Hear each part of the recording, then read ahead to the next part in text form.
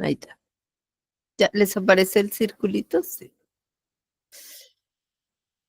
Bueno, entonces, como para que quede en la grabación y se acuerden, hay dos momentos metabólicos en donde las proteínas se incorporan al metabolismo energético como aportantes de energía y son el ayuno prolongado, habíamos dicho, y el ejercicio intenso del músculo. En el primer caso, en el ayuno prolongado, van al hígado para convertirse en intermediarios de la gluconeogénesis y aportar a la producción de glucosa. ¿Ustedes se acuerdan que cuando vimos gluconeogénesis decíamos que la gluconeogénesis se forma a través de tres sustratos? El lactato, el glicerol y los aminoácidos glucogénicos, ¿sí? Especialmente la alanina la mencionábamos. Ahora vamos a ver por qué se menciona la alanina. Esos aminoácidos son entonces los que se integran a la producción energética en la gluconeogénesis en ayuno prolongado. También hay unos que se integran a la cetogénesis, se llaman aminoácidos cetogénicos, ¿sí? Em, Se convierten en acetil-CoA en la mitocondria y entonces se desvían hacia la formación de cuerpos cetónicos. Pero esto, acuérdense que ambos procesos, tanto gluconeogénesis como cetogénesis, están asociados a ayunos muy prolongados. Y después, en ejercicio intenso, hay ruptura de la fibra muscular y es necesaria una regeneración de esa fibra muscular. Ahí, cuando hay ruptura y regeneración, entonces intervienen el metabolismo de aminoácidos y algunos aminoácidos sirven como aportantes de energía. Bien, decíamos que la única fuente de nitrógeno para nuestro cuerpo son las proteínas. También los ácidos nucleicos contienen nitrógeno, pero acuérdense que la cantidad de ácidos nucleicos que nosotros consumimos en la alimentación es mínima y además no los degradamos, sino que pasan al cuerpo se reciclan tal como son consumidos. Si consumimos nosotros algo que tenga células o que haya tenido células y contenga ácidos nucleicos, los degradamos en nucleótidos y esos nucleótidos los reutilizamos. Entonces, en realidad, no es que nos aporten mucho nitrógeno, pero sí las proteínas. Entonces, digamos que la única fuente de nitrógeno que tenemos es la proteína. En ese sentido, nosotros vamos a tener proteínas exógenas y proteínas endógenas. Las endógenas son las que nosotros mismos producimos y las exógenas son las que incorporamos al cuerpo a través del proceso de alimentación. Em, Cuando nosotros comemos, las proteínas exógenas se degradan por enzimas proteolíticas. Recuerdan que en el estómago inicia la digestión de proteínas con el pepsinógeno, la pepsina, después en el duodeno con las enzimas pancreáticas y lo que producimos al finalmente son aminoácidos libres, dipéptidos y tripéptidos. Sin embargo, nosotros producimos muchas proteínas endógenas que con el tiempo pierden su función. Por ejemplo, producimos enzimas digestivas que después de cierto tiempo dejan de tener una función activa y entonces las tenemos que degradar. O si hay células muertas, si esas células muertas contienen en su estructura proteínas, hay que degradarlas también. O a veces producimos hormonas proteicas que tan pronto como cumplen su función de transmisión de información hay que degradarlas para que no sigan actuando. Entonces, toda esa degradación de proteínas del cuerpo que hace parte del cuerpo que no viene de la alimentación, ocurre dentro de la célula, no en el proceso digestivo, sino dentro de la célula. Eh, Primero en los lisosomas, donde las proteínas que entran a las células son degradadas, o también las propias, y luego en un complejo que se encuentra en el aparato de Golgi, que se llama el complejo ubiquitina proteasoma. Em, Hay proteínas que tienen muy larga vida, como las proteínas que acompañan al ADN en su enrollamiento, las histonas, pero hay proteínas de corta vida, como las enzimas. Se fabrican para que estimulen un proceso determinado y ya después dejan de tener una vida útil. Entonces, em, en general tenemos que los aminoácidos que ingresan por la alimentación, las proteínas que ingresan en la alimentación son em, digeridas por enzimas proteolíticas, convertidas en aminoácidos. Ay, perdón, es que es muy sensible, este mouse está. Se convierten en aminoácidos dipéptidos y tripéptidos, ¿sí? Ellos ingresan a la célula intestinal después de que son degradados en el duodeno y en la célula intestinal van a salir hacia el torrente sanguíneo, ¿sí? Y cuando llegan a las células del cuerpo van a ser entonces reutilizados para la síntesis proteica. Esa es su función fundamental. Ay, perdón que me tiene bien. Eh, el exceso de aminoácidos que nosotros consumamos se va a eliminar a través de la orina. Esto es importante saberlo, sobre todo porque hay personas que suplementan, por ejemplo, personas que hacen ejercicio, es muy común en los deportistas que personas que hacen mucho ejercicio, en los mismos gimnasios les venden estos suplementos de aminoácidos. Esos suplementos de aminoácidos generalmente son inocuos, es decir, que no tienen un daño grande a menos que se abuse demasiado de su consumo, pero en general lo que hacen es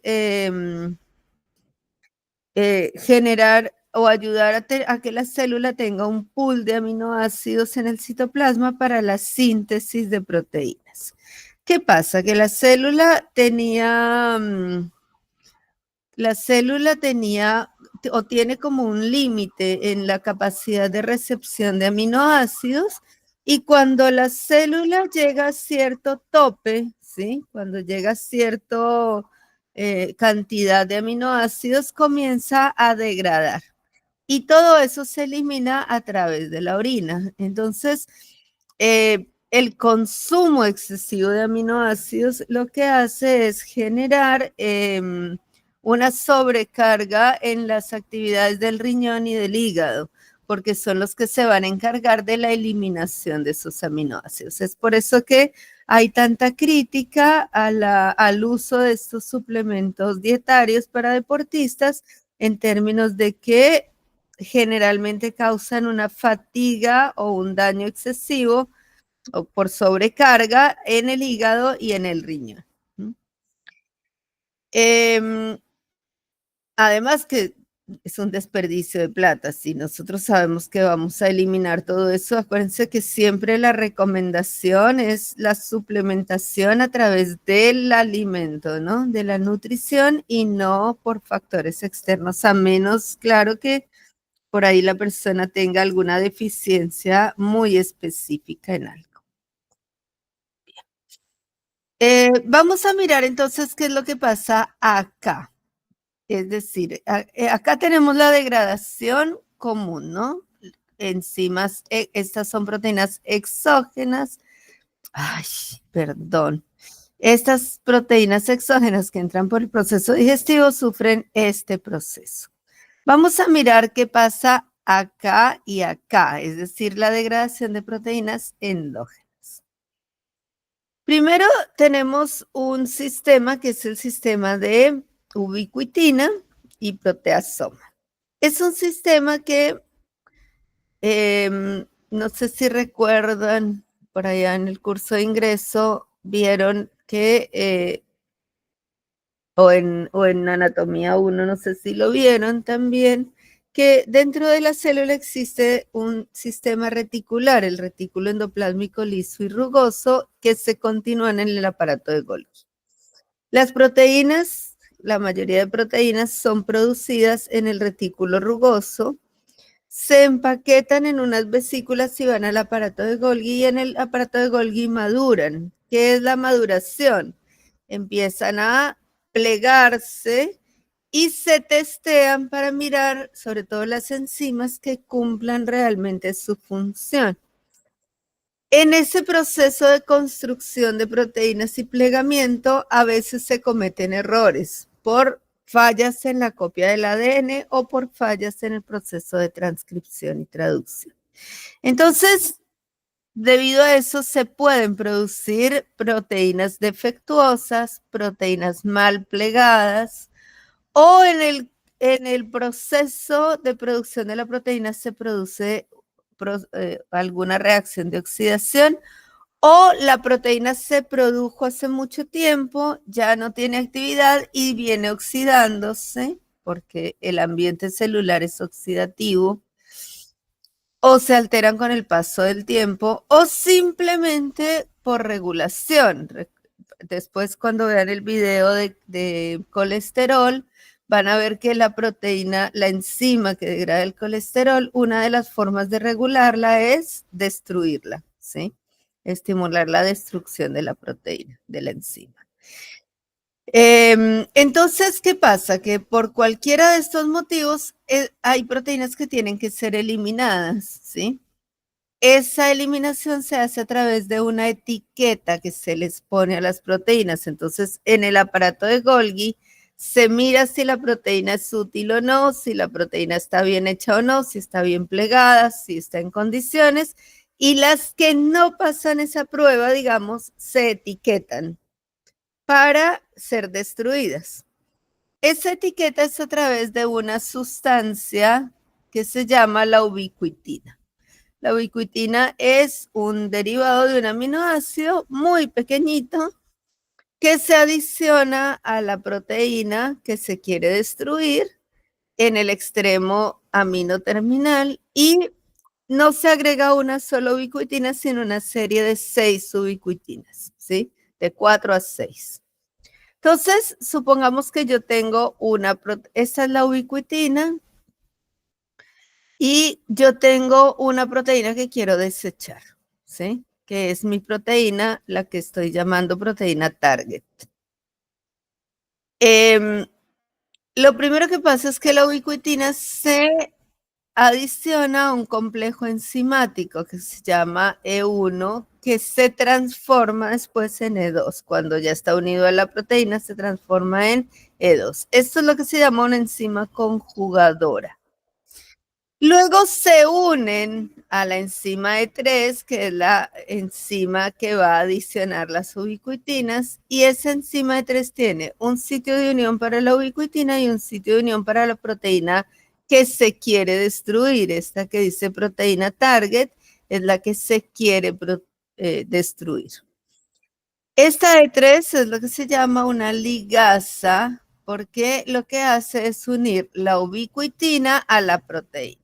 Entonces, fíjense que ahí añade una ubiquitina a la proteína y luego el proceso vuelve a comenzar hasta que se añaden 5 o 6 ubiquitinas, ¿sí? Fíjense, yo aquí tengo todos los complejos enzimáticos. Esta es la liasa, la que va a unir las ubiquitinas a la proteína, y este complejo E1 que se transforma en E2 va a ser el transportador de la ubiquitina. Entonces, esta es mi proteína que quiero destruir, ¿sí? Esta proteína yo la quiero degradar. ¿Por qué? Porque está mal plegada, porque no sirve, porque ya está vieja, porque ya no tiene vida útil, ¿sí? La ubiquitina se va a unir a la enzima E1, y al unirse a la enzima E1 se va a transformar en el complejo E2, ¿sí? Que se puede unir a la liasa. Esta toda que está en rosa es la liasa. Una vez ya tengo unidos la ubiquitina unida al transportador y la proteína que quiero destruir, lo que hago es unirlas para marcarla. Y ese proceso lo repito varias veces hasta que completo una secuencia de 4 a 6 ubiquitinas marcando la proteína. ¿Se entiende, chicos? Así. ¿Quieren que repita o se entiende? Sí, profe, si puedes repetir, porfa. Sí, Bueno, repítelo. entonces, yo tengo una proteína que quiero destruir, ¿cierto? Tengo un complejo enzimático que es el que se encarga de señalizar, ¿sí? Este complejo enzimático se llama la liasa ubiquitina proteína. Y ahí voy a tener sitios de unión, tanto para la ubiquitina como para la proteína que quiero destruir. Entonces, primero voy a unir la proteína que quiero destruir, ¿cierto? Que es esta, lo que yo llamo la proteína target, que es una proteína vieja o mal plegada o defectuosa, o que simplemente ya no tiene función. Y por otro lado voy a tener la ubiquitina. La ubiquitina se une a una enzima que llamamos C1, que en realidad no es que transfiera sobre la E2, sino que se convierte en la E2, ¿sí? Es una proteína que se llama conjugadora. Ella lo que hace es transportar ubiquitinas hacia el complejo. Una vez yo tengo agarraditos la proteína que quiero destruir y la ubiquitina, lo que hago es juntarlos, ¿sí? Esta proteína E3 lo que hace es juntarlos. Entonces voy adicionando ubiquitinas, ¿sí?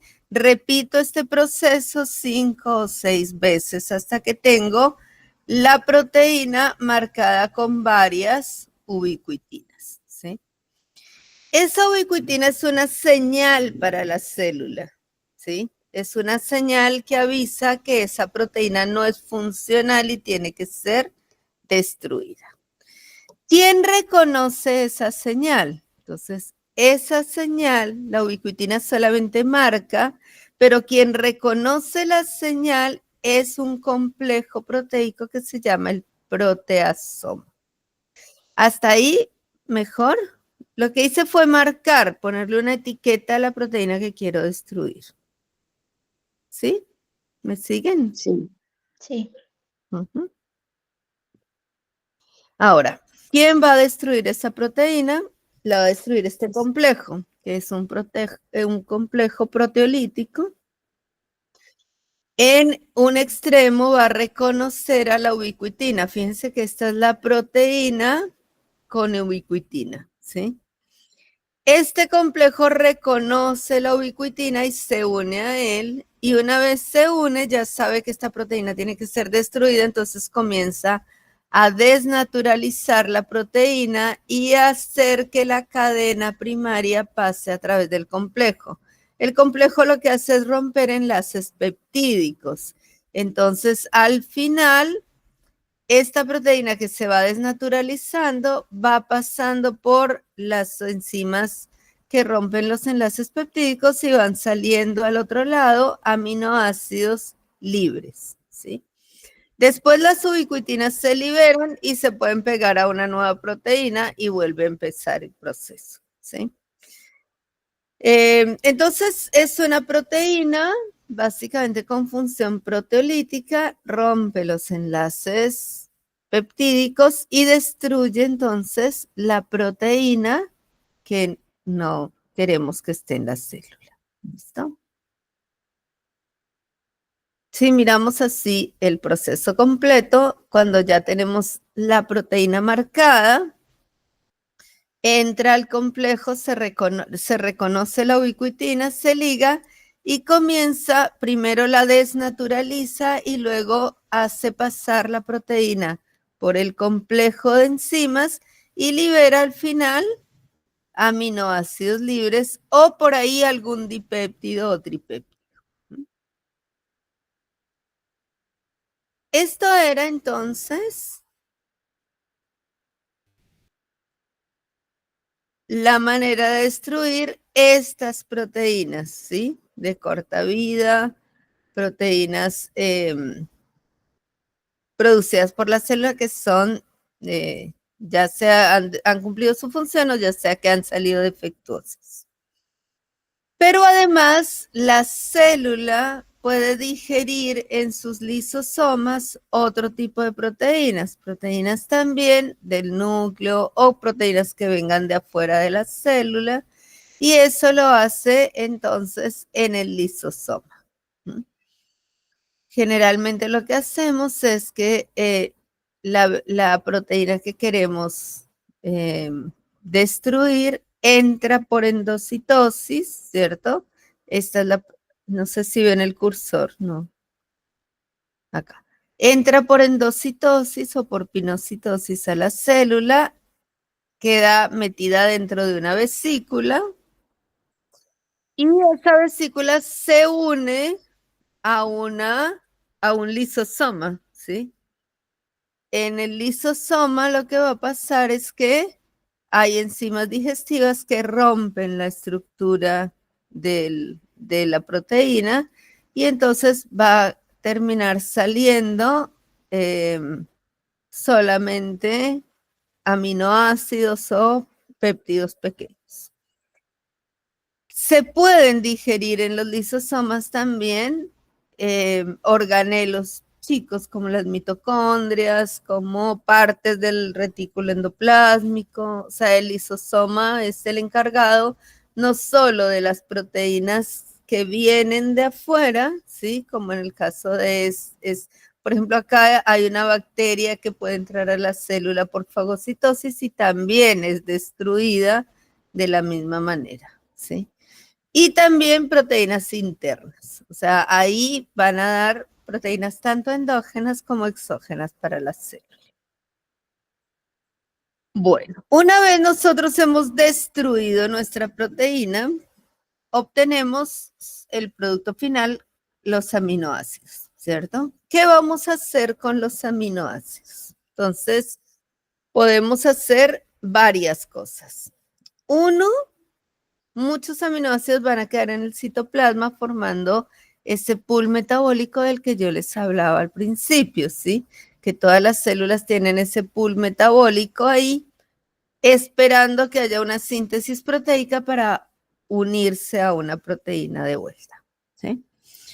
Eh, los aminoácidos que están en ese pool metabólico, también se llama fondo metabólico común, pueden sintetizar proteínas corporales, pueden ir a la producción de energía, ya vimos en qué condiciones, en ayuno prolongado o en ejercicio intenso, o pueden sintetizar otros compuestos nitrogenados que no necesariamente son proteínas, ¿sí? Como la colina, algunas hormonas, todas las hormonas monoaminas, melanina, noradrenalina, adrenalina, todas las catecolaminas, las endorfinas, la dopamina, todas esas son compuestos nitrogenados que no son proteicos, ¿sí? Entonces, se pueden producir a partir de ahí hormonas o pequeñas partículas nitrogenadas que se necesitan, por ejemplo, en la membrana celular también necesitamos bases nitrogenadas que son distintas a las bases nitrogenadas de los ácidos nucleicos. Y si no, bueno, lo usamos para la síntesis de proteínas corporales, ¿sí? Ahora, los aminoácidos que no se usan en ninguna de estas tres cosas, es decir, que quedan como excedentes, tenemos que romperlos, separarlos, ¿sí? Separamos ¿qué? Todo el esqueleto de carbono, hidrógeno y oxígeno del grupo nitrogenado, que es el grupo amino. ¿Ustedes se acuerdan de la estructura de un aminoácido?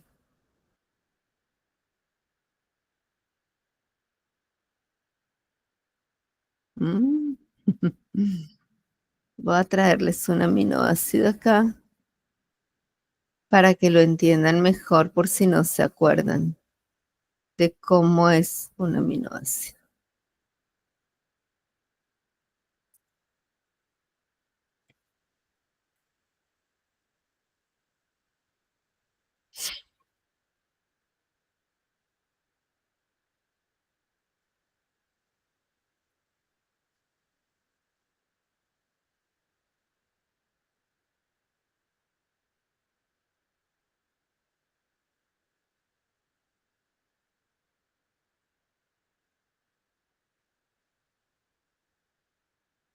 Bien, entonces un aminoácido es un compuesto que tiene un grupo amino y un grupo carboxílico, un ácido carboxílico, unidos al mismo carbono que llamamos carbono alfa o carbono central, que es el que está acá en la mitad. Este es el carbono central y tiene unido un grupo amino, que es este que estoy recorriendo acá, y un grupo carboxilo, que es este. ¿Listo? Después va a tener una cadena R, que va a ser la que caracteriza cada aminoácido por separado. Acuérdense que tenemos 20 aminoácidos diferentes formadores de proteínas y otros tantos que no forman proteínas, pero que pueden estar en los fosfolípidos de membrana. Entonces, ¿qué es lo que yo hago? Cuando yo ya tengo aminoácidos en exceso en ese pool metabólico, voy a romper acá esta cadena y voy a separar el grupo amino, ¿sí? Ese grupo amino me forma un desecho nitrogenado que es la urea, que lo voy a terminar excretando a través de los riñones. Se forma en el hígado, pero lo elimino a través de los riñones, ¿sí?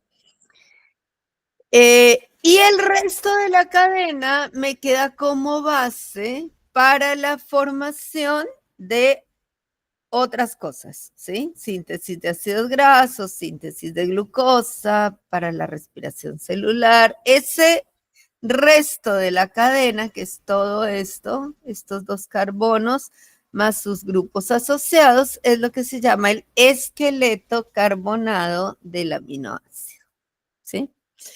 ¿Me entienden, chicos? ¿Me siguen?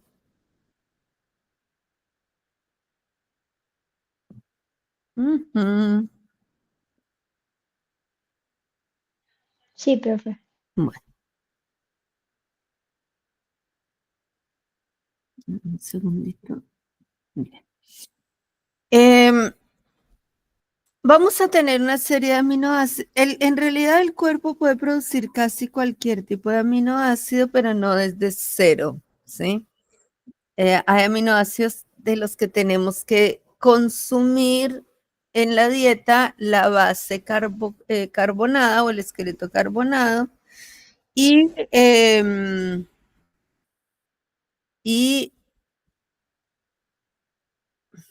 hay otros aminoácidos hay aminoácidos que producimos nosotros completamente y otros que necesitamos consumir el esqueleto carbonado y le podemos poner el grupo amino, ¿sí? Según eso, vamos a clasificar los aminoácidos en esenciales y no esenciales. Creo que esto igual en nutrición lo miran. Recuerden cuál es el concepto en nutrición de esencial.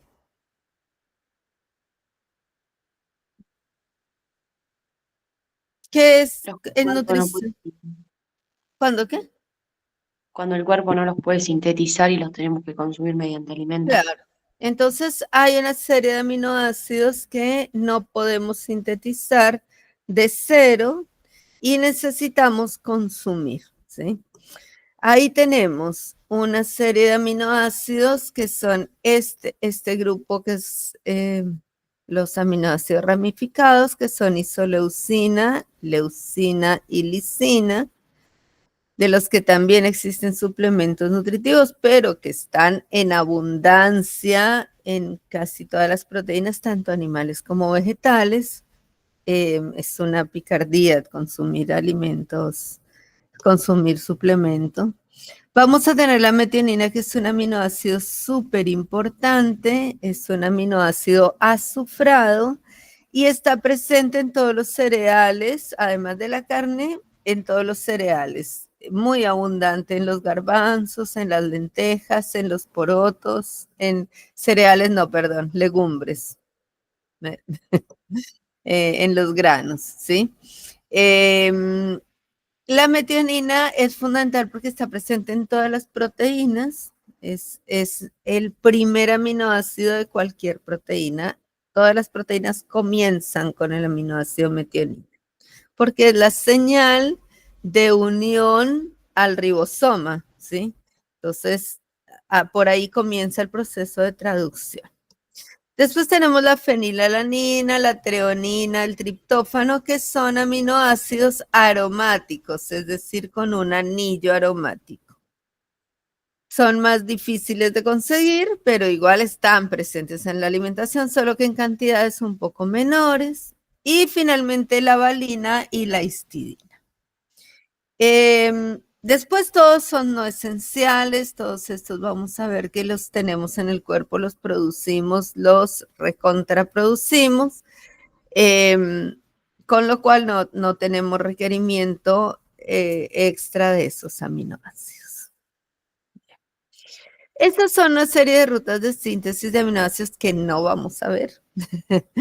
No nos interesan, básicamente son los aminoácidos que nosotros producimos y de dónde vienen. Pero ¿por qué les mostramos esto si no vamos a ver las rutas? Básicamente porque queremos que ustedes miren este proceso que ustedes ven acá, ¿a qué corresponde? Fíjense que comienza con glucosa, termina en piruvato y luego del piruvato va a este ciclo. La ruta oxidativa. Es la glucólisis más la ruta oxidativa. Fíjense entonces cuando, ¿se acuerdan de las primeras clases de carbohidratos que veíamos que habían unas rutas que se llaman las rutas anapleróticas, ¿sí? Esas rutas anapleróticas son rutas de anabolismo que surgen a partir de la ruta oxidativa principal. Entonces, hay compuestos de la ruta oxidativa que se desvían, que se salen de la ruta para la producción de aminoácidos, ¿sí? Por ejemplo, el 3-fosfoglicerato se desvía para producción de los aminoácidos aromáticos con anillo aromático, de la serina, glicina y cisteína, ¿sí? A partir de la glucosa 6-fosfato voy a obtener la histidina. Después a partir, ¡ay Dios! Esto es resensible. A partir del fosfonolpiruvato voy a obtener otros, ¿sí? También aromáticos. A partir del piruvato tengo alanina, valina y leucina. Y también del ciclo de Krebs hay un par de compuestos que son el oxalacetato y el alfa-cetoglutarato que se transforman en aminoácidos. Entonces, estas son, por eso se dice que el ciclo de Krebs y en general la ruta oxidativa son anfibólicas, porque son catabólicas, pero a la vez yo puedo desviar algunos compuestos hacia la ruta anabólica. No vamos a ver estas rutas, no nos interesan, porque además podemos formar estos aminoácidos, pero también los consumimos a diario, o sea que, bueno.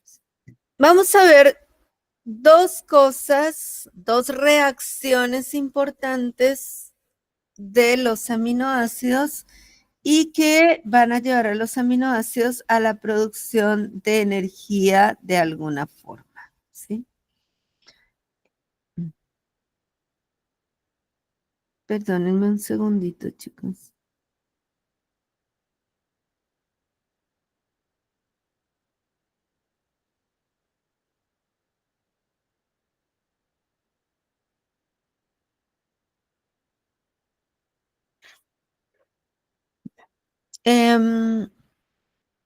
¿Ustedes este fin de semana tienen nutrición?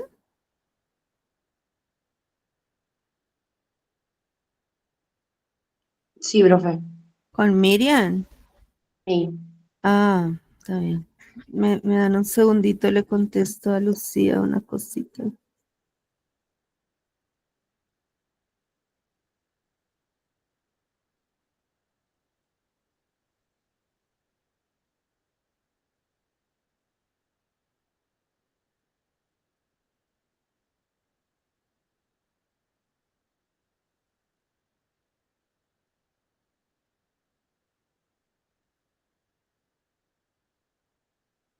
Está bien. Pero en la programación estaba Nutri, no bioquímica, ¿no?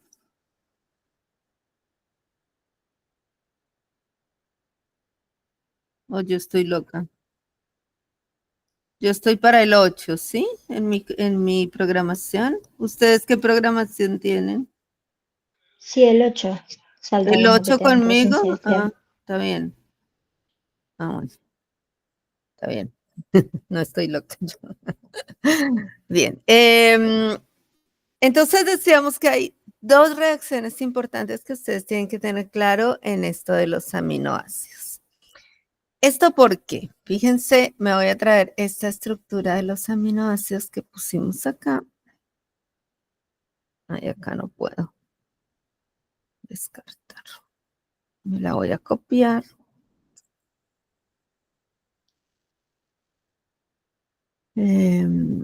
Para acá.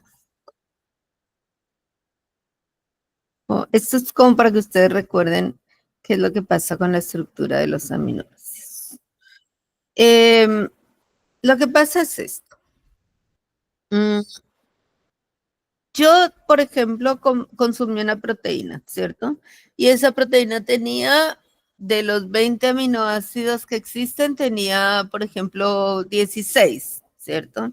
Hay 4 aminoácidos que esa proteína no contenía. Esos se llaman aminoácidos limitantes, ¿sí?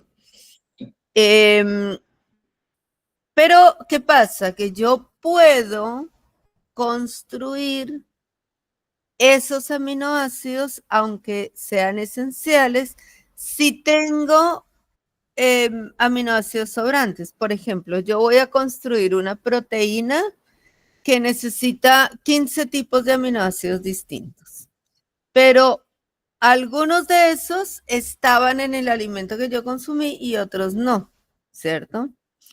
Entonces, lo que hay en la célula es ese pool de aminoácidos, que es una mezcla de todos los aminoácidos que yo he comido y que están ahí, ¿cierto?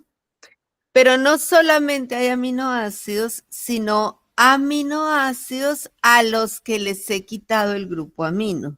¿Mm? Y entonces me queda solamente el esqueleto carbonado. Acordémonos que yo ahorita había dividido esto en dos partes, ¿sí? El grupo amino, yo puedo romper acá el grupo amino y sacarlo, y lo que me queda, todo lo restante, lo voy a llamar esqueleto carbonado. Entonces, yo, por ejemplo, tengo esqueletos carbonados. Supongamos que yo necesito triptófano para sintetizar una proteína y no tengo triptófano, pero tengo el esqueleto carbonado con el grupo R propio del triptófano. ¿Qué me falta? Me falta solamente ponerle un grupo amino. Entonces yo voy a otro aminoácido que esté completo, le saco el grupo amino y se lo pongo al que necesito. ¿Sí? Estos esqueletos carbonados se llaman alfa-cetoácidos. Bueno, se llaman así, alfa-cetoácidos. ¿Sí? Son estos esqueletos carbonados. ¿Listo? Yo les puedo adicionar el nitrógeno para hacer que se conviertan en un aminoácido. O sea, un cetoácido más el grupo amino me forma un aminoácido.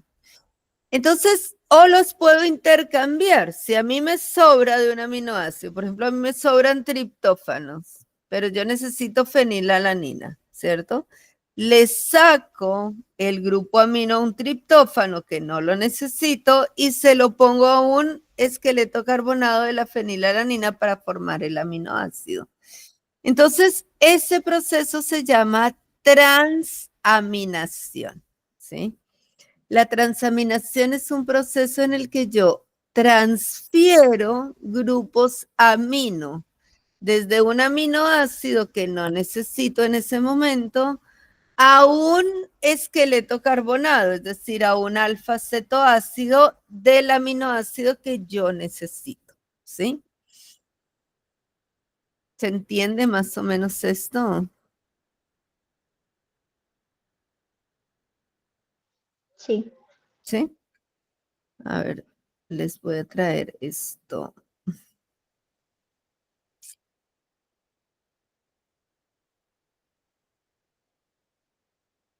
Mm.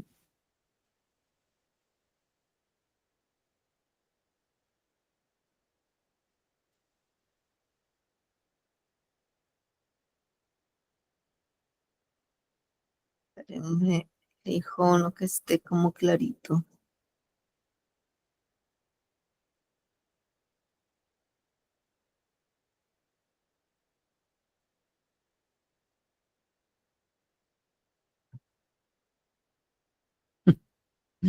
Difícil. Bueno, hagamos con este.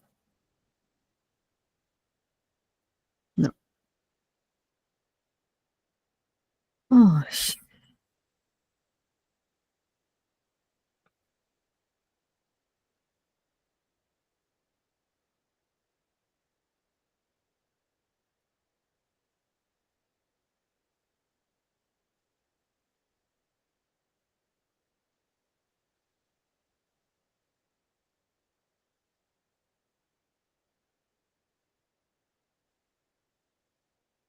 supongamos que yo comí, ¿cierto? Oh, horrible. Y en la comida, en mi comida consumí proteínas. Y esas proteínas tenían los 20 aminoácidos, ¿cierto? Que son estos. Bien. Estos aminoácidos entran a mi pool de aminoácidos celular y entonces yo empiezo a construir una nueva proteína. Supongamos que esa proteína necesita mucha lisina, ¿cierto? Necesito mucha lisina, pero no tengo lisina porque la que comí tenía poquita lisina y se me acabó. Entonces, ¿qué voy a hacer yo? Antes de esto, ¿sí? Yo he consumido alimentos con lisina antes, ¿cierto? Muchas proteínas van a tener lisina, entonces yo he consumido esas proteínas. ¿Qué he hecho yo con esa lisina? La he separado del grupo amino, ¿cierto? Le he quitado este grupo amino. Entonces, yo he hecho un proceso de desaminación en donde le he quitado este grupo amino, ¿sí? Como yo le he recortado ese grupo amino a la lisina en algunas ocasiones, ¿qué me queda? Si yo quito este grupo, si yo quito ese grupo amino, ¿qué me va a quedar? Oh, bueno, si yo le quito este grupo amino a la lisina, ¿qué me queda? Lo que se llama el esqueleto carbonado de la lisina, ¿sí? Entonces, supongamos que yo retiré este grupo amino, lo quité de acá. Me sobra todo esto, ¿cierto? Que es el esqueleto carbonado. Entonces, en el pool de aminoácidos yo voy a tener de todo y voy a tener esqueletos carbonados, ¿cierto? Entonces, yo lo que hago es sacarle el grupo amino a otro aminoácido que no necesite en este momento y ponérselo al esqueleto carbonado para formar nueva lisina, ¿sí? Y así voy a ir entonces manejando esqueletos carbonados de distintos aminoácidos y uniéndoles grupos amino de algunos que no necesite tanto para finalmente formar los que necesito. Cuando nosotros o ustedes en Nutri hablan de proteínas completas, ¿se refieren a qué? Cuando clasificaban las proteínas y decían que tenían proteínas completas. A las proteínas de origen animal que no Sí, necesitan ser complementadas. que no necesitan qué. Ser complementadas Ujú. porque tienen ¿Por qué todos los no? aminoácidos esenciales. Tienen todos los aminoácidos, ¿cierto? Esenciales. Entonces, cuando yo consumo proteínas completas, no tengo que estar haciendo esto. Pero, o sí, porque por ahí en la proporción que yo las consumo no es la misma en que las sintetizo, pero tengo una menor necesidad de hacer transaminación. Pero cuando yo consumo proteínas vegetales, generalmente no son proteínas completas, sino que tienen algún aminoácido limitante. Entonces yo necesito hacer esto. Necesito agarrar esqueletos carbonados y ponerles el grupo amino para formar el aminoácido que necesito, ¿sí? Ese es el proceso de transaminación, que no lo podemos confundir con el que vamos a ver ahora. La transaminación, entonces, ¿qué sería? Transferir grupos amino desde un aminoácido a un alfa-cetoácido, es decir, a un esqueleto carbonado, ¿sí? Entonces, fíjense, este aminoácido que estoy llamando R1 va a ser el donador del grupo amino, ¿sí? Yo le voy a transferir este grupo amino, se lo voy a pasar al aminoácido R2, ¿sí? Entonces, este grupo amino, lo que yo voy a hacer es tomar este grupo amino y se lo voy a pasar a R2. Entonces, ya me queda R1, me quedó como un esqueleto carbonado o como un alfa-cetoácido. Y aquí le transferí ese NH a un esqueleto carbonado que tenía para convertirlo en un nuevo aminoácido. ¿Listo? Esto entonces es lo que se llama transaminación. ¿Para qué hago transaminación? Para dos cosas. La primera, para fabricar aminoácidos que no tengo, pero que necesito para la producción de las proteínas. Y dos, ya vamos a mirar, lo hacemos básicamente para preparar los aminoácidos para su metabolismo, para su catabolismo. Esta reacción requiere el piridoxalfosfato como mediador o como coenzima y sí o sí proviene de la vitamina B6, ese factor coenzimático. Bien. Ahora, eso es lo que ocurre dentro de la célula. Entonces, nosotros vamos a decir que dentro de la célula, este proceso ocurre para compensar los aminoácidos faltantes para la síntesis proteica. Oh, Dios.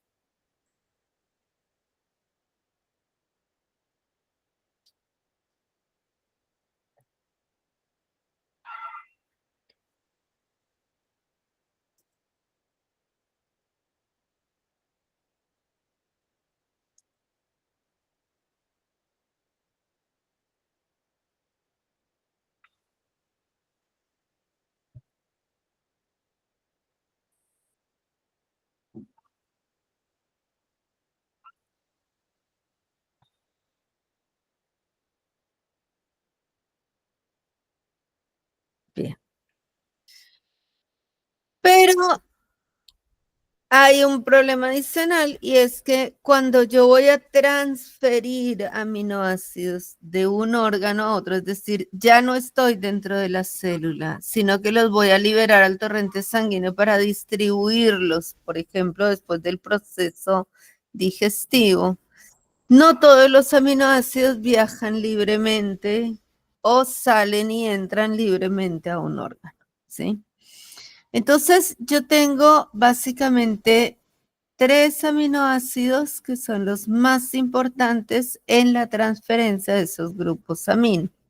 Son la alanina, la glutamina y el ácido glutámico. Perdón, glutamina y glutarato, ¿sí? Glutamina y glutarato.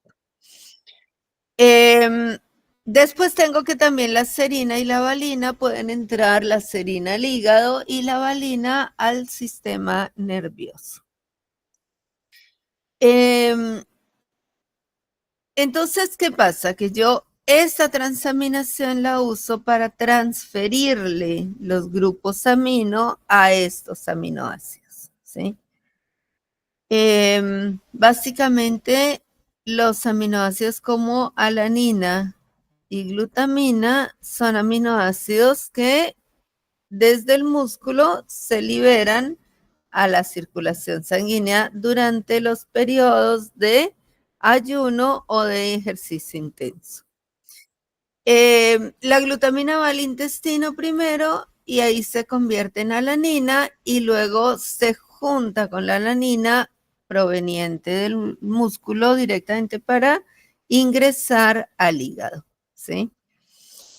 El riñón también libera alanina, que va directamente al hígado, y libera serina también. Y en el sistema nervioso central va del músculo, sale la valina que llega al sistema nervioso central.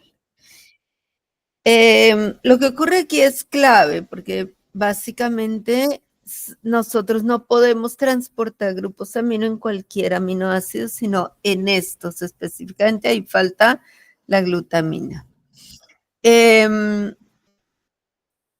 Esto es cuando yo voy a usar un aminoácido ya con fines energéticos.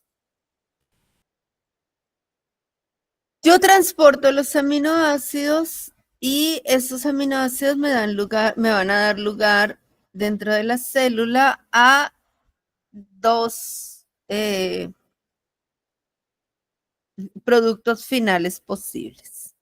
Uno es el acetil-CoA, ¿sí?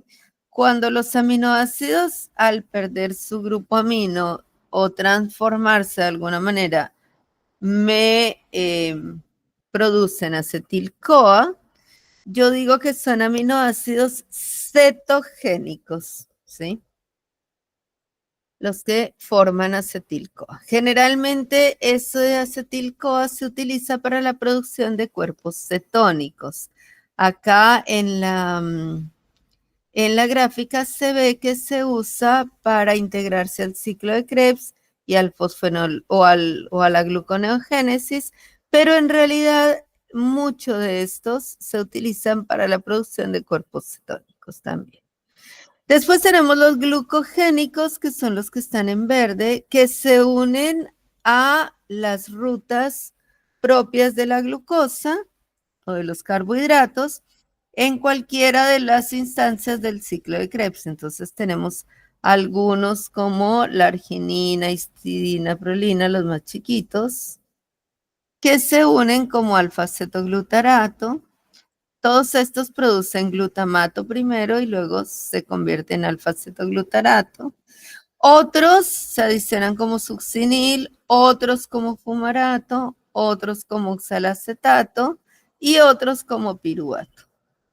Y hay unos que pueden producir cualquiera de las dos, ya sea integrarse a la ruta glucogénica o integrarse a la ruta cetogénica. Por ejemplo, el triptófano, fíjense que aquí va para la ruta cetogénica, pero acá va para la ruta glucogénica.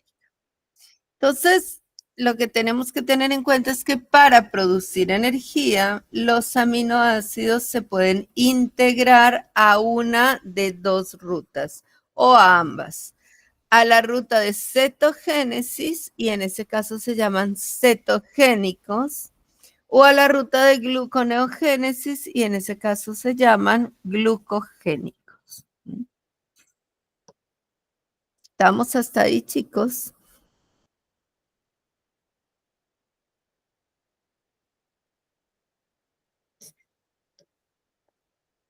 Sí, profe. Bien. Bueno, acá tenemos la transaminación de algunos aminoácidos, dos en particular muy importantes. Uno es la alanina. ¿Por qué la alanina es tan importante? Porque es básicamente la que el músculo libera, el intestino y el riñón. O sea, al hígado entra casi todo lo que entra es alanina para los procesos ya de formación de urea o para la gluconeogénesis. El principal sustrato va a ser la alanina, ¿sí? Entonces, para nosotros es súper importante la transaminación de la alanina. La alanina pierde cuando entra al hígado, esto ya va a ocurrir en el hígado, va hígado, riñón, músculo y corazón. Son los órganos que pueden hacer la desaminación. Pero el ciclo de la urea es solamente el hígado. Una vez entran, por ejemplo, a uno de esos órganos, supongamos al hígado, la alanina pierde su grupo amino y se lo transfiere a un alfa-cetoglutarato para formar glutamato. ¿Sí? El glutamato es el que directamente va a entrar al ciclo de la urea o va a aportar los grupos amino para el ciclo de la urea. ¿Sí? Y la alanina se transforma directamente en piruvato. ¿Sí? Este es uno de los más importantes procesos de transaminación a la hora de eliminar grupos aminos sobrantes. Esto lo hace una enzima que es reversible. La enzima se llama GPT o glutámico pirúvico transaminasa, o también la puedo llamar alanina aminotransferasa. Tiene ambos nombres dependiendo de qué reacción esté catalizando. Recordemos que necesitamos piridoxalfosfato, que es la vitamina que sirve como coenzima para la enzima. Este GPT va a ser muy importante porque esta enzima, porque es un indicador clínico de daños hepáticos, ¿sí? Generalmente cuando tenemos esta enzima muy abundante, va a indicar que hay algún mal funcionamiento, ya sea en el hígado, riñón, músculo o corazón. La otra enzima importante es la aspartato aminotransferasa, que es la ASAT, esta se llama la ALAT y esta la ASAT, o también la llamamos GOT, glutámico oxalacético transaminasa. Esta toma el aspartato y transfiere el grupo amino sobre el alfa-cetoglutarato para formar glutamato y oxalacetato. Acuérdense que el oxalacetato es el primer compuesto de la gluconeogénesis, ¿sí? O sea, el piruvato se transforma en oxalacetato en la primera reacción de la gluconeogénesis.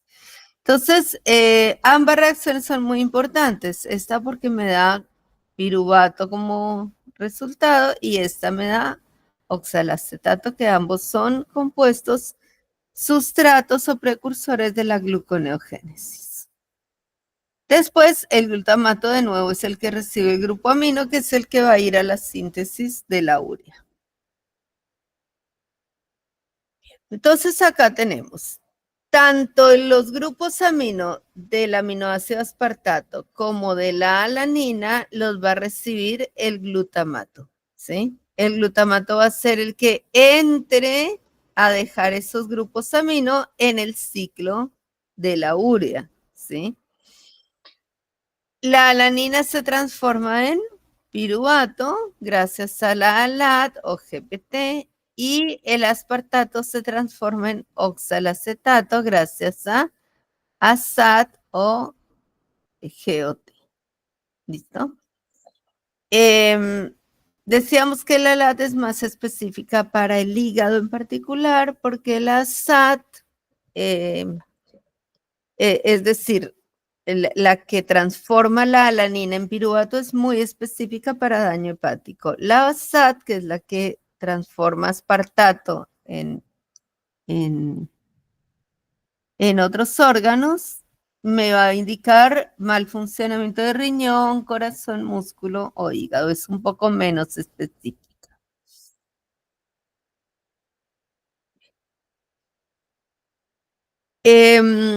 Entonces, cuando yo degrado un aminoácido, lo degrado para obtener energía metabólica, y eso lo hago por dos rutas. Puede ser gluconeogénesis o puede ser cetogénesis, ¿sí? Entonces, esta degradación, esta obtención de energía metabólica puede ser por gluconeogénesis cuando el aminoácido es glucogénico o por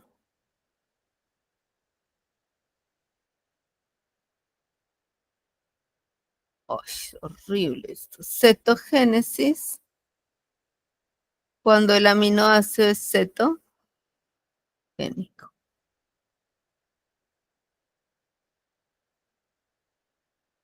Ay, Dios. Perdón, yo no soy hábil con esta. Bien. ¿Cuándo ocurre esto? Ya dijimos. Cuando hay un ayuno prolongado. Cuando hay diabetes, porque la cetogénesis se forma también en la diabetes severa no tratada. Cuando hay recambio proteico en ejercicio intenso, que yo rompo, como decíamos al principio, la fibra muscular y entonces necesito regenerarla. O cuando hay dietas excesivamente ricas en proteínas o suplementación de aminoácidos extra, ¿sí? Además de, uno a veces ve estos deportistas que están haciendo musculación, que comen cada 4 horas unas porciones enormes de proteína, pollo, porotos, bueno, están con el reloj en mano comiendo proteína en cantidades abundantes y además se suplementan, o sea, todo eso va a salir por la orina, todo lo que sea excedente va a salir por orina, ¿sí? Lo que estoy haciendo es haciendo trabajar más al riñón. Entonces, en ayuno prolongado, en ejercicio intenso o en una dieta muy, muy rica en proteínas. También en algunas condiciones fisiológicas importantes como la recuperación, por ejemplo, de una cirugía o un proceso inmunológico cuando ya estamos en la fase de recuperación, que hemos gastado, el cuerpo ha gastado gran cantidad de ese pool de aminoácidos produciendo proteínas nuevas, ya sea en un proceso de cicatrización o ya sea en la regeneración de algún tejido dañado o ya sea en producción de inmunoglobulinas para un proceso inmunológico, por ejemplo, en una infección. Entonces, en esas épocas de restablecimiento del cuerpo tras una enfermedad, también ocurre esto en cantidades grandes porque estamos haciendo recambio proteico, ¿sí? Bueno, vieron que en los hospitales dan muchísimo la gelatina, ¿no? Sí, es porque es fácil de preparar y todo, además es barata, pero además aporta gran cantidad de proteína. La gelatina básicamente es proteína, es colágeno.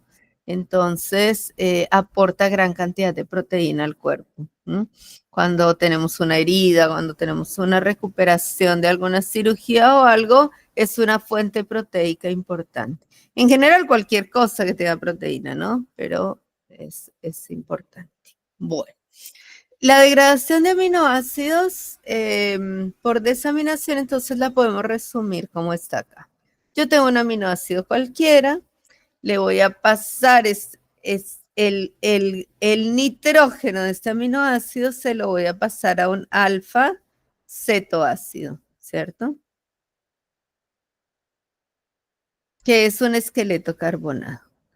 Ese alfa cetoácido puede ser el cetoglutarato, por ejemplo, se va a transformar en glutamato a través de una transaminasa, ¿sí?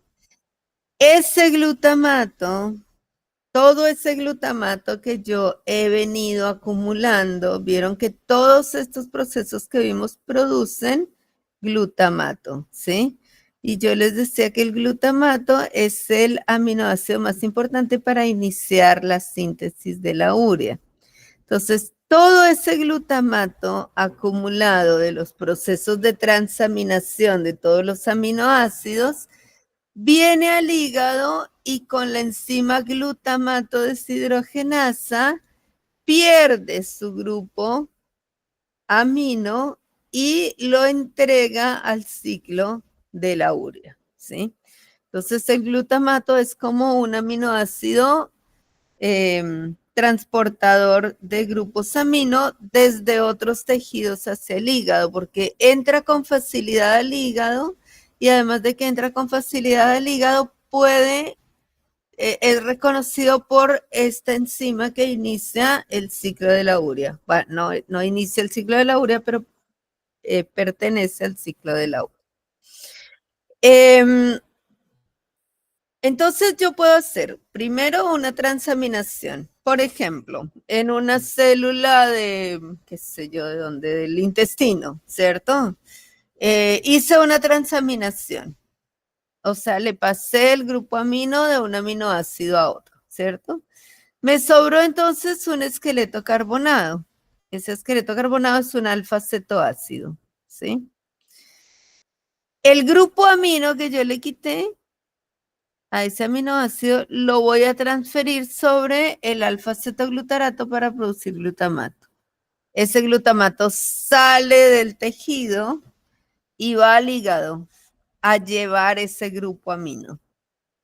En el hígado, la glutamato deshidrogenasa le saca ese grupo amino, eso es lo que se llama desaminación oxidativa, y con ese grupo amino comienza el ciclo de la urea. ¿Listo? Eso es como la secuencia. Bien, acá está la reacción de la desaminación oxidativa. Requerimos NAD como agente reductor. Es un proceso de reducción, de deshidrogenación. O sea, no, perdón, es un proceso oxidante, porque el NAD se reduce, por lo tanto, el glutamato se oxida. Es una deshidrogenación, entonces el glutamato, además de perder su grupo amino, que lo pierde en forma de amoníaco, va a perder este hidrógeno y va a oxidarse. Va a ganar acá un oxígeno, que es este oxígeno de acá. ¿Listo? Entonces, así como para resumir, al hígado entra básicamente alanina, glutamato y glutamina, ¿sí? Son como los tres más importantes aminoácidos que entran dentro del metabolismo energético. La alanina proviene casi siempre del músculo, aunque también del riñón y del intestino. El glutamato proviene de cualquier otro tejido extrahepático. Todos los tejidos extrahepáticos producen glutamato. Y la glutamina proviene casi siempre del sistema nervioso central, ¿sí? Entonces, en el sistema nervioso central, quien transporta los grupos amino es la glutamina.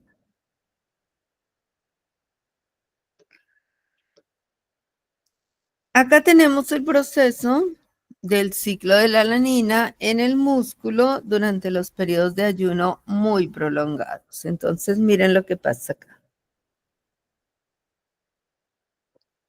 En el músculo, yo voy a comenzar a degradar proteína muscular, ¿sí? Ya sea porque estoy haciendo ejercicio intenso o ya sea porque estoy en un ayuno muy prolongado. Entonces, la proteína muscular se va a degradar y me va a producir aminoácidos, ¿sí? Esos aminoácidos van a transferir su grupo amino al glutamato, ¿sí? Ese glutamato le va a entregar el grupo amino al piruvato para formar alanina. Y esa alanina es la que va a salir del torrente sanguíneo. Entra al hígado y en el hígado hace lo contrario. Vuelve a entregarle el grupo amino al cetoglutarato para convertirse otra vez en glutamato, ¿sí? O sea, esa alanina solamente durante el viaje entre el músculo y el hígado. Pero antes en el músculo era glutamato y después vuelve a ser glutamato, ¿sí? Ese glutamato se transforma en oxalacetato y entra al ciclo de la urea, ¿sí? Y al convertirse en glutamato libera amoníaco que también influye en el ciclo de la urea. Esto se repite, ¿por qué? Porque la alanina se transforma en piruvato, el piruvato en glucosa y va al músculo y reinicia el proceso, ¿sí?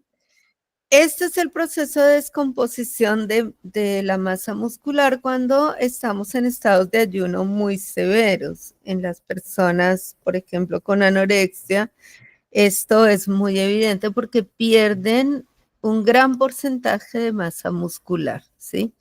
En general a todos nos pasa en periodos de ayuno largos, de más de 18 o 21 horas de ayuno, puede pasar esto, pero la degradación de la proteína muscular es poca, pero en personas con dietas muy hipocalóricas y muy carentes de otros nutrientes, la proteína muscular llega a ser una fuente muy importante de energía.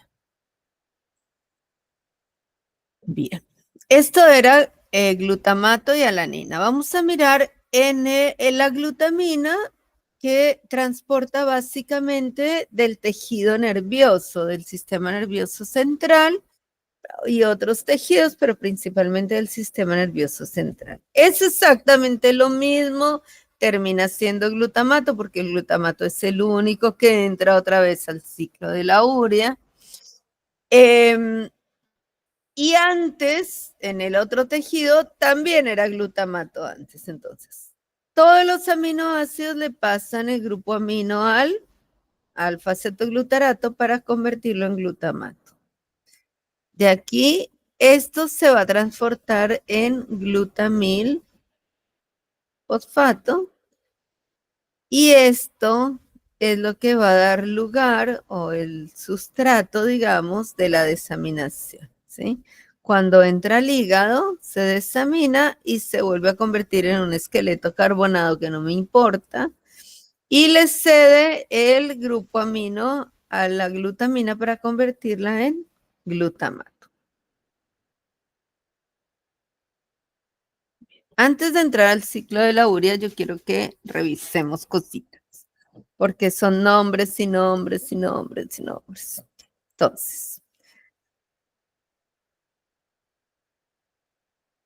ay, no. Bueno, acá vamos a escribir cositas. Entonces, los aminoácidos que traen grupos amino, NH3, de otros tejidos hacia el hígado,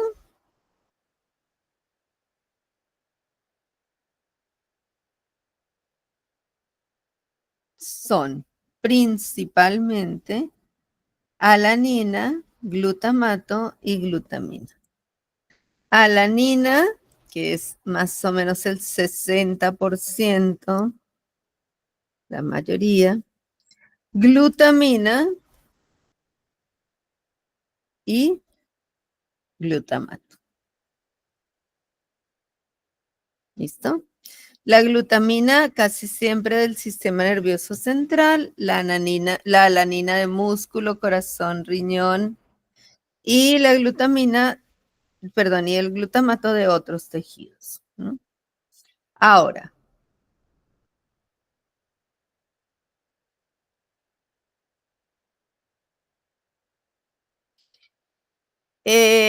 todos estos aminoácidos, la glutamina y la alanina, deben cederle su grupo amino al precursor del glutamato, ¿sí? Entonces, dicho esto, los aminoácidos alanina y glutamina, después de entrar al hígado,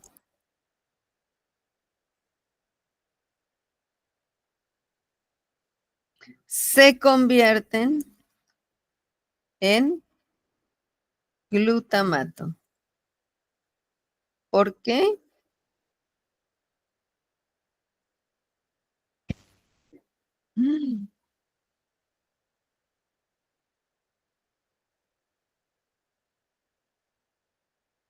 Ay, pero ¿por qué acá?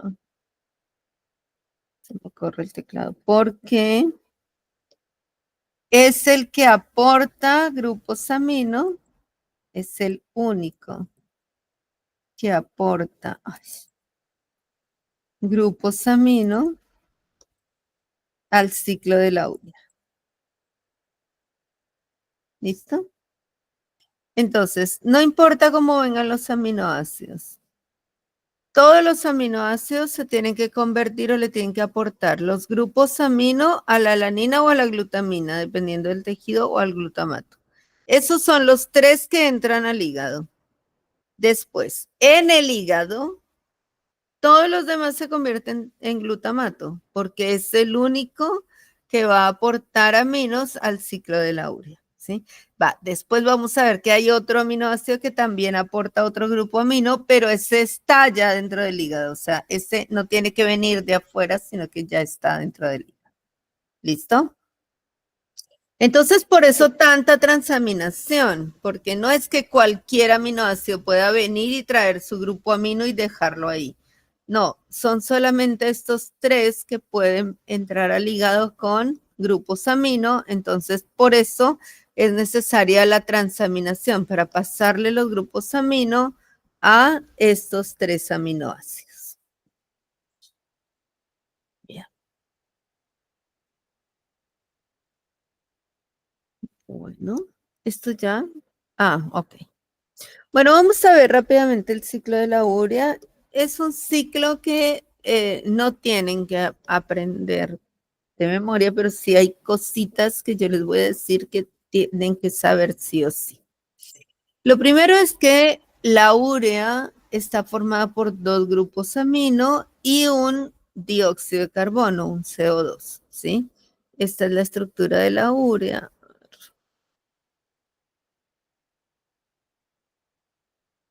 Esta es la estructura de la urea, esta que vemos acá. Y fíjense que tengo 2 nitrógenos y este oxígeno proviene de un CO2, ¿sí? Que entra al proceso en forma de bicarbonato. Entonces, vamos a mirar de dónde provienen estos grupos amino, ¿sí? El primer compuesto que se forma se llama carbamoilfosfato, se forma en la mitocondria a partir de este NH3 que proviene del glutamato, ¿sí?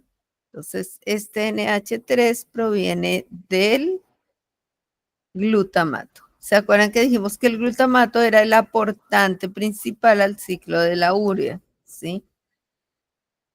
Bueno, les voy a poner el glut, pero ustedes ya saben que es glutamato. ¿Listo? Este CO3 está en la mitocondria, es dióxido de carbono que se forma y al unirse con hidrógenos que hay en el ambiente o con una molécula de agua me forma este compuesto que es el bicarbonato o me puede formar también ácido carbónico. Una vez que se unen, ¿cierto? Fíjense, yo ya tengo el primer NH2 y el CO. Necesito, y la molécula está fosforilada, entonces yo necesito que esa molécula adicionarle otro NH2. Ese NH2 va a provenir de un aminoácido que se llama aspartato, que siempre va a estar presente en el hígado. No vamos a tener nunca falencia o carencia de aspartato. Pero antes de llegar al aspartato, va a formar un compuesto que puede salir de la mitocondria, que es la citrulina. La citrulina sale de la mitocondria, recibe el aspartato, se une con el aspartato y me forma una cosa enorme que se llama argininosuccinato. Eso se transforma en fumarato, que el fumarato es un intermediario del ciclo de Krebs, ahora lo vamos a ver. Y luego finalmente me queda esta estructura que es lo que va a formar finalmente mi ciclo de la urea, ¿sí? No me importan tanto los compuestos intermedios, chicos. O sea, no se tienen que aprender todo esto de memoria. Sí tienen que saber que la urea tiene 2 grupos amino. Uno proviene del glutamato y otro proviene del aspartato. y que el CO2 proviene del bicarbonato o del ácido carbónico que está en el medio celular, en el medio mitocondrial. Tienen que saber que inicia en la mitocondria y luego pasa al citosol. Y tienen que saber que comparte el fumarato con el ciclo de Krebs, ¿sí? Por eso ocurre, fíjense que este fumarato está fuera de la mitocondria, el del ciclo de Krebs estaría dentro de la mitocondria. Por eso no compiten, o sea, es el mismo fumarato, digamos, es la misma molécula, pero no van a competir por la reacción porque el ciclo de Krebs ocurre dentro de la mitocondria y esto ocurre fuera. Bueno, ¿qué más? Elimina el 95% del nitrógeno sobrante. Bueno, todos estos datitos son importantes. Tiene lugar en el hepatocito, en la matriz mitocondrial. Bueno, esta es la primera reacción.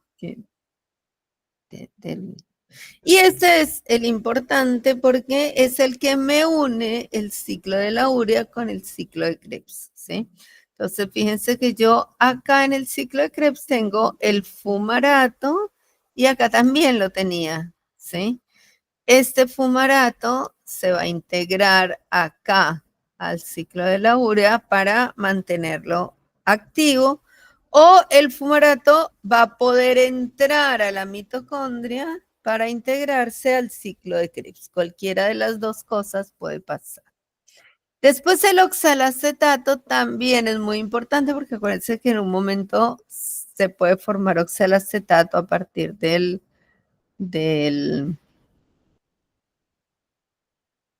oh, ¿dónde está el oxalacetato? Bueno, acá. A partir del aspartato se forma el oxalacetato y a partir de la alanina se forma el piruvato.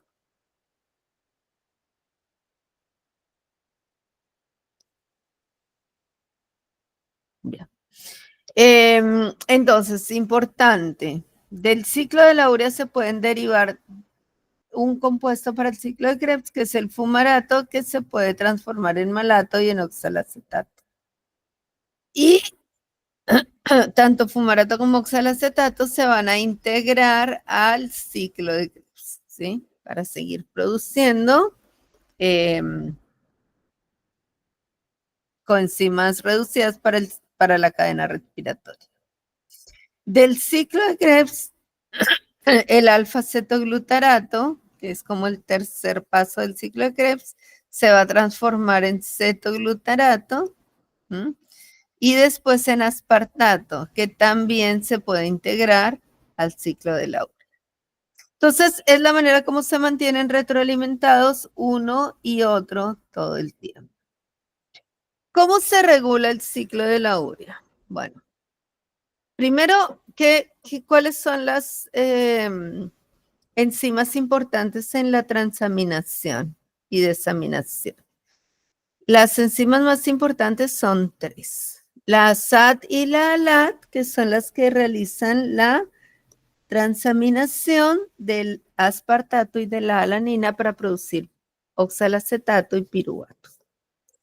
Esas son importantes no porque sean reguladoras, porque en realidad no son reguladoras, sino porque son las que se detectan clínicamente para establecer que hay problemas en el metabolismo del nitrógeno en algunos órganos como el hígado y el riñón, que son muy sensibles a este metabolismo.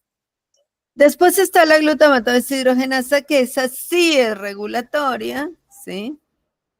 Esa es la que vamos a encontrar más activa cuando tenemos periodos de ayuno muy prolongados y esa actividad está relacionada con esto, con la utilización del glutamato y el desperdicio o el desecho de amoníaco en el ciclo de la urea.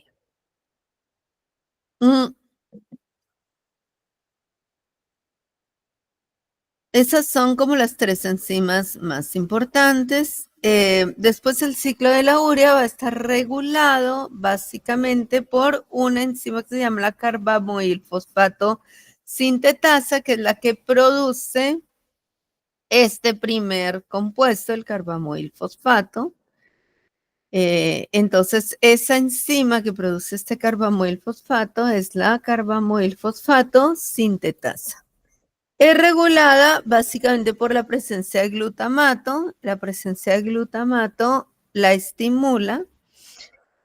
Y además van a haber otros factores externos. Por ejemplo, una dieta alta en proteínas, un ayuno prolongado y la condición de ejercicio físico que produce un exceso de alanina en el músculo. ¿Listo? Esas 3 cosas. Bueno, chicos, terminamos proteínas y terminamos contenido general del curso. Lo que nos queda ya es la integración metabólica, que es empezar a ver todo esto junto, que ya no es tanto, porque ya vimos junto todo hasta lípidos, nos faltarían solamente colesterol y proteínas. Mirar dónde va todo, dónde lo metemos dentro de ese esquema general que teníamos. Bueno, no sé si hay preguntas, dudas. Profe, ¿y eso de la integración vamos a hacer el martes que viene o en la clase del sábado, tipo antes del parcial? En ambas. La clase que viene es integración metabólica y antes del parcial vamos a hacer ejercicios de integración metabólica. Ah, bueno, listo. Ujú. ¿Esta clase y la de la diapo pasada la vas a subir? La de la pasada ya está. Ah, las diapos. Ah, sí. Claro, la Sí. diapositiva de la pasada no está, creo. Ay, sí, se las subo. Ahorita ya me pongo a arreglar el aula. Les voy a subir unos videitos también, que están buenos. Pero las clases grabadas sí las he ido subiendo juiciosamente. Por ahí las diapos es lo que se me olvida subir. Pero No, sí, sí, ya. eran las diapo nomás. Ah, sí, ya me pongo y les ordeno la página. Ujú. Listo, profe. Listo.